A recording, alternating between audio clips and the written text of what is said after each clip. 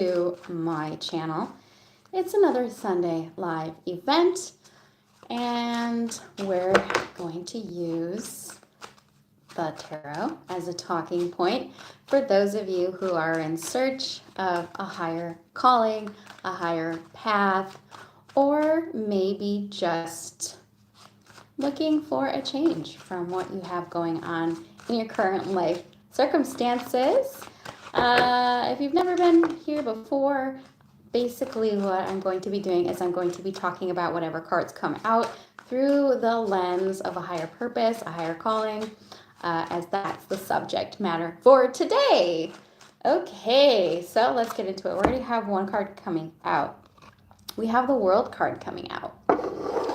Now, through a spiritual lens, the World card is very much realizing that there are certain things which are out of our control.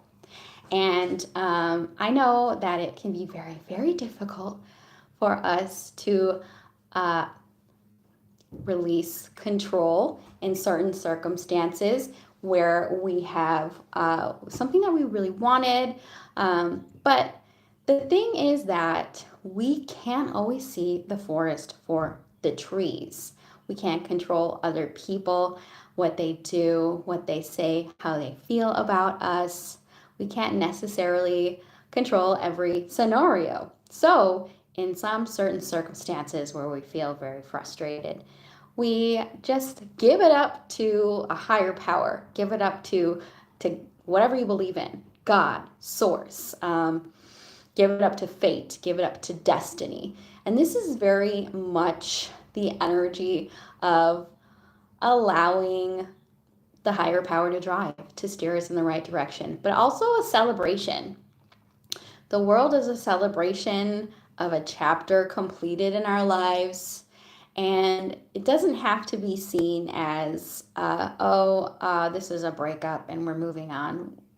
It can be that way, but it's more of like that chapter of my life is closed. I am starting something different. And maybe there is a situation where we had to give it up to fate. We had to give it up to destiny because we can't control every aspect of it. And there is some kind of release in giving something over to the higher powers or whatever is out there. There's a release in taking your hands off the wheel and letting someone else drive, letting fate, destiny, God, source, the other powers that be kind of direct you, guide you to where you need to go, okay? Chapter closing, recognition, celebration. And then the world is the last card of the tarot with the major arcana. So, of course, we're going to go back to the beginning with the Fool here, the mermaid, as we see here, right? And from a spiritual perspective, the Fool is very much, it's the first card of the zodiac, okay? The last card to the first card. And it's very much that saying that when the door closes, a window opens. We can see endings as sad and, oh, I wanted that so bad, it didn't work out. We can see it as a celebration because now we get to do something new and we get to be the Fool again. We get to go on our hero's journey because the Fool is seeing things through the eyes of like a baby or some, naivete. That's why it's the Fool. It's naivete. I'm coming into it not knowing anything. What do I do now? You be the Fool again. You go on that hero's journey again. And it's very much about getting our feet wet. That's why it's so beautiful that there's a mermaid on here. It's great that we're getting our feet wet because when a door closes, a window opens. It's a beginning. We've closed a chapter. We've released control of something, or something is over, or maybe we don't want it to be over. But once we embrace and accept where we are, we can see the beauty in it, and we can turn that into a beautiful new beginning. The baby. The Fool, taking a leap. And through the spirit, the Fool is actually very, very spiritual. because it is basically like creation. It is just raw creation. Okay, so one door closes, a window opens. I'm gonna go on my hero's journey, and I can be excited about that. But also make sure you do your research and you heed the warning, okay? So when we're at that period of our life where we've closed the door on something, or something is no longer for us, or we've completed a part of our life, we're always going to be the fool. And that's in any area of your life: love, career, hobbies, and it can even represent night and day. The world, I'm going to sleep. The day, I'm the fool. The day is new. It's been reborn. And we can very much go into it with these fresh eyes. I am the main character of the story. I am the hero going on the hero's journey. The next step we have is the Eight of Pentacles. So every day is an opportunity, a potential for you to really embrace the main character energy, to be the fool again, right? And then we go into Eight of Pentacles. Eight of Pentacles is working away diligently, really hard right here. Eight of Pentacles, the way that I see this from a spiritual perspective, there's a higher purpose, there is something else that's, leading me to do these things. And it can be very, very self-focused energy. The card 8 in numerology is about the subconscious, and it's very much about the self. So here, we all have different work that we need to do to kind of fulfill that higher sense of purpose. And the Eight of Pentacles is a physical representation of that. For some of us, it's our career. Some of us, our higher calling, our higher purpose is our career, if you're lucky enough. Some of us, the Eight of Pentacles is I have to do the inner work, the journaling, the therapy, the coach, whatever that is. We also have the Star on here. Now, I think it's really beautiful with the imagery on this card, because she's creating these pentacles out of thorns. And she's stepping on them, and she's crying. She's getting really hurt by the thorns. Like, doing the shadow work, working on your shadow self, working on yourself can be really painful and can be really hard. And you have to know when to take a step back, okay? So there's a little bit of a warning here to not overdo it, to not overwork yourself, but also it can be difficult. It can be hard to do that work, especially if your new beginning, your hero's journey, your hero story is coming out of self-development, shadow work, coming out of a place that was very difficult. And, going from the mermaid, now you have the feet and you're learning to walk again. It can be painful. So that is true. Coming into your higher self is not always easy, and it can be very uncomfortable, and you can sometimes feel like you want to give up. So you have to know when to give yourself a break, when to ask for help. I say it all the time. No person is an island. This is not something that we need to be doing alone, okay? Eight of Pentacles.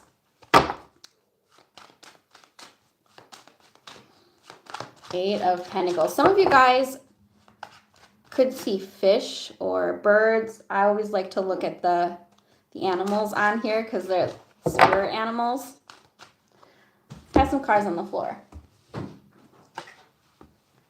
The Moon card. I love that. So with these two cards together, this is really deep spiritual work. The Moon is your subconscious, okay?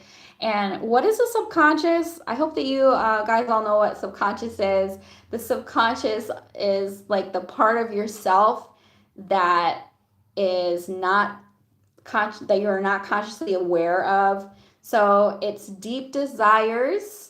Deep desires. But with the Moon card, I sometimes see that as depression, because this is Pisces and Cancer energy, but being ruled by the moon, and can sometimes be very moody, very emotional, very sad, but also having a lot of dreams. So sometimes when we're in the fool's journey, when we're starting over, when we're doing the shadow work, we're uncovering things that we've hidden from ourselves, even. And you can go from this energy of fresh eyes, new, very happy, somewhat naive, to, oh wow, this is really hard work and I'm getting hurt here, to now I feel sad and now I feel bummed out. Um, and that's very much a part of the spiritual journey, of the spiritual awakening, doing the shadow work. We have these phases, just like phases of the moon, where we've realized something that we've hidden locked in ourselves that doesn't make us happy. But it's there for a reason. It's there for us to experience it and to transmute it and to turn it into something good. Okay, so the moon is here. Sometimes there's some sadness, and that's normal. That's human to feel that way. It's hard work. It's hard work starting over. It's hard work just being a human, right? And if this is, a lot of you guys are out there on a journey with a romantic relationship, and you'll still feel all this. You'll still feel all this from one day to the next, right? You're gonna feel different. What else do we have for the collective? Four of Pentacles. So in this deck, the Four of Pentacles is a very protective energy. Do you see how there's an eagle? There's this bald eagle who comes in and kind of wants to take what this woman has. And from a spiritual perspective, from a perspective of what's my higher calling, what is my higher self telling me, protecting the inner child, protecting what we have, trying to hold on to it at all costs. And I can sometimes see this as a trauma response, right? Like we have a trauma response, and that can cause us to have a lack mentality, or we could, because we've been through so much. Now we are constantly in fight or flight because your nervous system hasn't learned to relax yet in your body because you've been through so much, right? So we get into this place of being overly protective of our energy, being overly protective of what we have, because guess what? There are people out there who will want to take what you have, and it's very realistic to have that mentality, especially when you're going through your spiritual awakening and you've, realized that maybe the people that you've trusted, you couldn't really trust them, but you can trust yourself. So it's very important to learn to be able to trust yourself, especially if you've had a long journey of trusting the wrong people. So Four of Pentacles, holding on to what we have, protecting ourselves, protecting our assets, but also realizing when it's okay to be safe, when it's okay to trust, relaxing the nervous system, and realizing who we can and cannot completely trust. Like, for example, if you're surrounded by people who you realize that when you're with them, you feel very vulnerable and you feel very much like you have to protect yourself. So there's two ways that we can approach that from the lens of a psychological perspective. And the first one is this a trauma response? And the second question to ask yourself would be, maybe these people are not trustworthy, and that's why I feel that way. This is very much that the inner child coming out, controlling things, and sometimes we need to listen to that. Sometimes, that innocent energy is saying, oh, I don't feel safe around these people. Oh, I don't feel safe in this environment. And it's a valid reason. Other times it's our nervous system being hyper vigilant because of the things that we've been through. So it's really important to discern these two things, especially if you're wanting to do spiritual work. You're wanting to raise your vibration, you're wanting to tune into your psyche and all the things going on. You want to be able to do divination work. You have to trust that. You have to be able to know when to trust that. Like, is that just a stress response? Or do I really need to listen to this feeling and maybe I can't trust these people around me? And this is very, very important because I know a lot of you guys come to tarot because of love relationships. And it's important to be able to ask yourself that question. Do I actually feel safe around this person? Am I reacting out of a trauma response? And to be honest with yourself, are you holding on to a relationship because of a trauma response? Does this relationship give value to me? You can ask that in any kind of relationship. Does it pass the God test? Whatever you believe in, does this relationship pass the God test? Would God approve? Would my higher power approve? Would my mentors approve of this relationship? Am I holding on to it out of a sense of ego, a sense of pride, abandonment issues? Doing the spiritual work, having a higher calling, means you need to be real and you need to tell yourself the truth. And you have to hold up that mirror. You have to look deep, deep, deep into that mirror, that psychological mirror, and do the healing, because otherwise you're going to find yourself in that same pattern over and over again with family, with lovers, with friends, even with coworkers, even with work dynamics. We carry that generational trauma with us in every single situation that we have. So if you're not in tune with your subconscious, if you haven't done the work, the shadow work, the deep, deep work, you're going to be put in this fight or flight mode all the time, everywhere you go. That inner child is triggered everywhere we go. You don't feel safe. You feel like everyone's attacking you. Now, and you have to learn to decipher the difference. Am I accepting scraps and, calling it a day? There's that trauma work. There's that inner work, that inner healing work. Divination work will only get you so far. Coming to readings because you want love is only going to get you so far. It's not going to get you that right relationship. You've got to do the real work. Okay, yes, fight or flight mode activated. Hold on, we got a floor card. Ten of Swords reversed. I love the Ten of Swords reversed.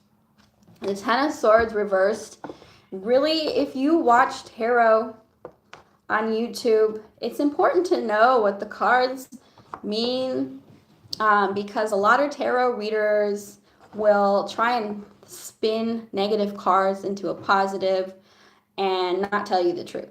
The Ten of Swords reverse is great, but it's definitely not the energy of my ex is going to come back to me.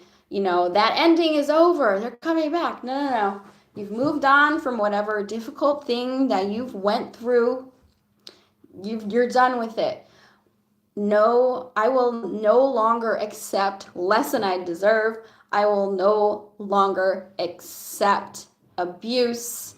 I am done with that situation.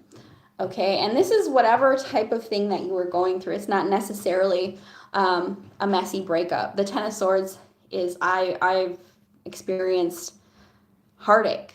I've experienced backstabbing. I've experienced betrayal. I've had a really rough go of things.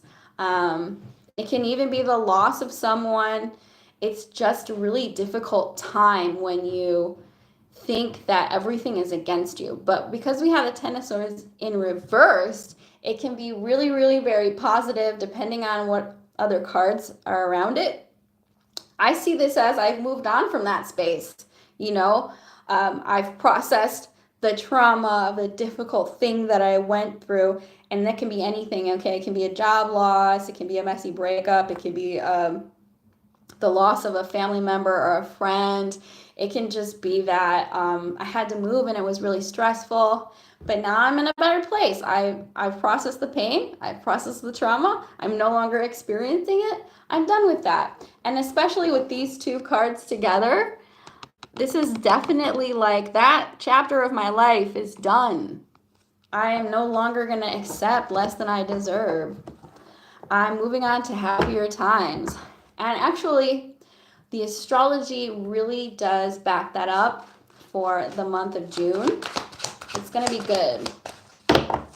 We just want to have fun. We just want to enjoy things. We don't want to have to worry about being triggered or having to protect ourselves. Ooh, so 10 of Cups. I love that because we have 10-10 here. Those of you guys who like angel numbers, 10-10. 10 of Cups. Leveling up. Leveling up. This is when the spiritual healing, the spiritual work really pays off, is when you found your tribe. The 10 of Cups is like a happy family, but a family can be created with platonic friends. It's not always blood relatives. It's just, and I talk about this all the time on this channel.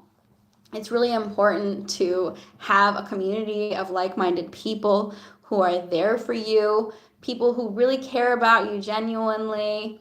And from a spiritual perspective, this is going to be people who are on your same wavelength, right? Whatever that means, if you guys understand what that means, they're on your same vibration, they're on your same level, right? And we are going to attract the people around us. We're going to be attracting these people based on the frequency that we're at. So if we're still on the frequency here of pain or trauma or fight or flight, you're going to attract people and situations that are going to reflect that back to you. But if you're in an energy and in a vibration of I'm happy, I'm balanced, I've done the inner work, I've faced my demons, I've faced my subconscious, I've dealt with my trauma, and I'm vibing high. I'm not going to let little things get me down. You're going to attract those type of people.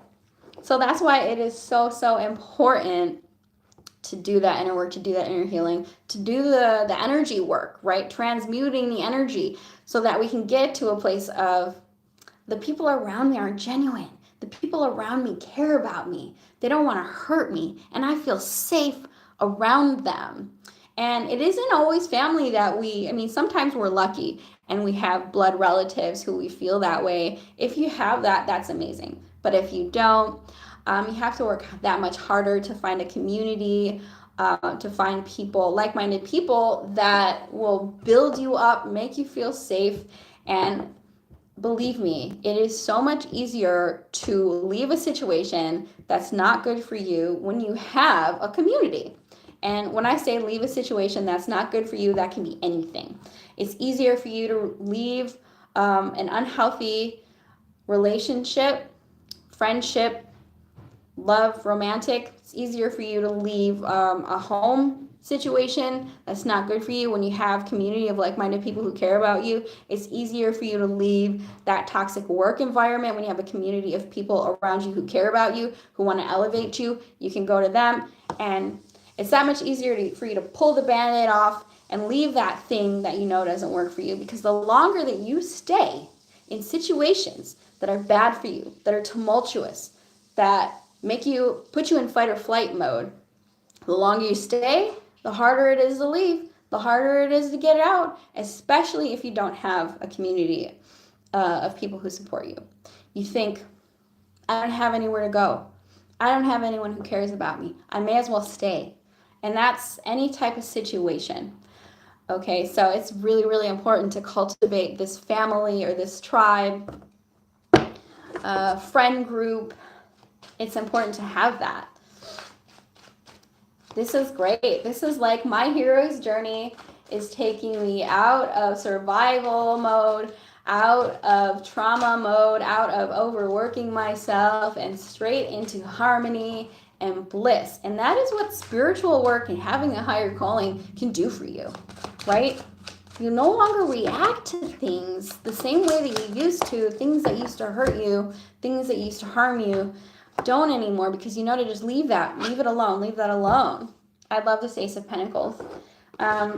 Ace of Pentacles to me is a time marker.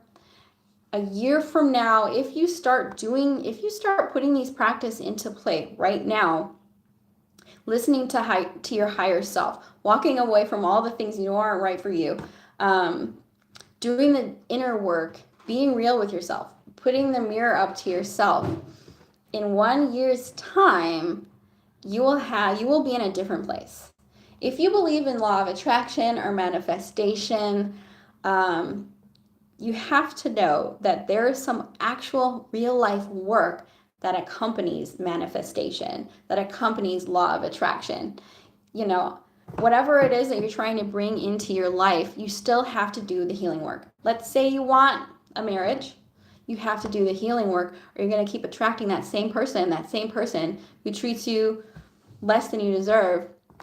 If you want a better financial situation, you have to do the healing work, because we have imposter syndrome. We tell ourselves things that aren't true. We think that we can't achieve things out of fear, out of, some sort of reaction to something somebody said to us. So all of it boils down to doing the healing work, to doing the self-development, the shadow work, whatever that looks like for you, because it looks different for everyone. Going to therapy, finding a supportive community, whatever that looks like for you, okay? Because divination work alone will not heal this. Going to tarot readings alone will not heal this, will not fix this. At the end of the day, you're still going to be who you are unless you do the work. The change starts with you. So in a year's time, you could be in a different place if you do all these things, if you do what you know you're supposed to do, if you do what you know you need to do, if you do what your higher power would want you to do, whatever you believe in a year from now, stability. In a year from now, something completely different. And in a year from now, a universal gift. And I see that as a year. It doesn't necessarily have to be a year, but typically with the Pentacles, it doesn't happen overnight. You have to put Rome was not built in a day, and you have to be consistent. So something stable, a gift, an opportunity, a new you, a completely new you, with new people who support and care about you, because you've turned the page and you're not afraid anymore. You've turned the page. Oh, that old life doesn't relate to me, doesn't resonate with me anymore. My ex doesn't resonate with me anymore. You finally healed. You finally realized you can have so much more. You can have so much more. Oh, all right. We have the Tower.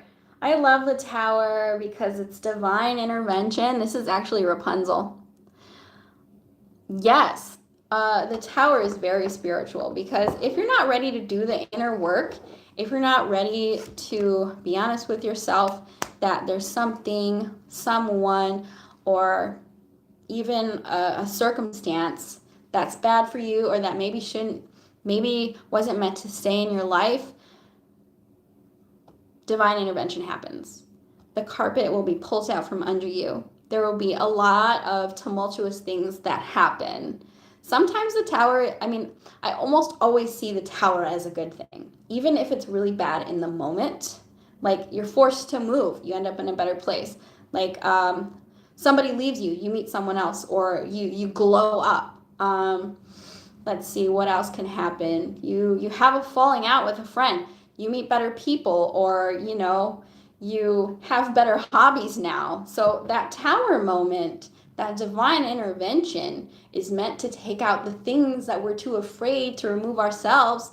People, places, things, jobs, situations, the way that we think even. Sometimes our whole belief system is challenged because we built something on a foundation that was rocky. We put too much value, too much faith in something that's not supposed to be there. Sometimes the Tower, which is Scorpio energy, the agent of change, sometimes you bring about this Tower by exclaiming to people who you really are, and other people have a tower moment. It's almost like when you finally set that boundary with that friend or that person who's been taking advantage of you and you were afraid to say something, they're going to have a tower moment. They're going to be like, oh, okay, and it's going to be difficult for them. But in the long run, it's better for both of you. So sometimes the tower, we create it, we cause that divine intervention. But it's almost always for the betterment of ourselves, right? I have something on the floor. And then we have, I love this. This is the turtle. And there's a tree. The turtle is protection, but it's also growth. The King of Coins was in reverse. And I'm going to pull a clarifier because the King of Pentacles in reverse can talk about materialism, greediness. Now, when talking about greed, it's not always about money. Greed, somebody can be very greedy for time, energy, or attention. Ooh, we got the Ace of Pentacles again. I love that. So if some of us are in a position where, things resourcefully, we don't have the things that we need, the things that we want, we have to plant the seeds today to get the thing that we want tomorrow. We have to plant the seed, we have to water it, we have to nurture it. It's basically what I've been saying all along. Rome wasn't built in a day. Okay, so plant the seeds of what you want for tomorrow. Baby steps. Start with your thoughts, start with your mind, start with a plan. And you'll see in a year's time, or maybe even less, this little plantling, this little seedling is gonna grow into a full-grown tree. Something amazing will come out of these small little changes that we're making. If we nurture it, if we water it, if we protect it ourselves. All right, I'm gonna get some oracle cards, and then we'll get out of here. I hope you are all having an amazing Sunday. And if you're interested, I did all I'm doing the sign reads in shorts, and I'm gonna finish them off pre-recorded for June, so you can check those out as well. All right, let's see what we have from the Angel Oracle. The Angel of Harmony. I live in harmony when I am at one with Source. That's basically what this whole reading is about. It's about elevating your consciousness, elevating your awareness, having self-awareness, and asking yourself, would my higher power approve?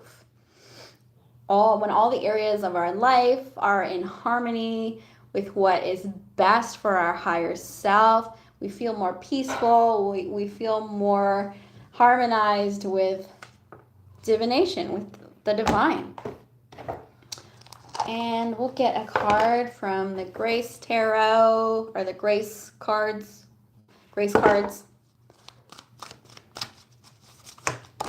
That one went flying. Take the leap. Divine protection is always by our side, and we have chance. Take a chance. Now, at the beginning, we did get the World to the Fool, and it's very much like I said before, we got to take the leap of leaving our old life behind, because that chapter of our life is closed. I don't accept breadcrumbs. I don't accept less than I deserve. No more trauma, no more abuse, no more pain. And take a leap. Divine protection is always by our side if we are aligned to it, if we listen to it. It is always there for us. Okay, so I'm going to get on out of here. Good luck with all of your fool's journey out there, whatever that means to you, that new beginning for you. I hope this reading elevated your consciousness in some type of way, shape, or form. And I'll see y'all on the other side.